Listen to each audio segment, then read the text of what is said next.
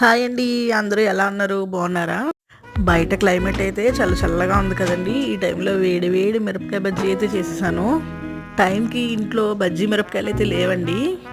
మొన్న మా వారు కూరగాయలు తెచ్చినప్పుడు ఆ పచ్చిమిరపకాయలు అయితే చాలా పెద్దగా అయితే వచ్చాయి. వాటితో అయితే ఇలా ట్రై చేసేసాను. ఏమీ కాదండి, చాలా సింపుల్. పచ్చిమిరపకాయ పొట్టంతా కోసేసి దాని లోపల కొంచెం వాము, సాల్టు, శనగపిండి లైట్గా అయితే రాసాను. అలాగే కొంచెం శనగపిండిలో సాల్టు, కారం యాడ్ చేశాను. బాగా చిక్కగా అయితే పిండి కలుపుకున్నాను. గిన్నెలో అయితే సరిగా రాదని దాన్ని కప్పులో అయితే కలిపాను. వాటితో బజ్జీలు అయితే ప్రిపేర్ చేసుకున్నాను. కొంచెం దోరగా వేగాక పక్కకు తీసేసుకుని సెకండ్ టైం అయితే మళ్ళీ పిండిలో ముంచైతే వేసానండి. డబుల్ కోటింగ్ వేసాను అనమాట. చాలా క్రిస్పీగా టేస్ట్ అయితే సూపర్గా ఉందండి. అందులో సాస్ వేసేసుకుని అలాగే స్ట్రాంగ్ టీ అయితే పెట్టేసుకుని గట్టిగా లాగించేసామన్నమాట. Thank you for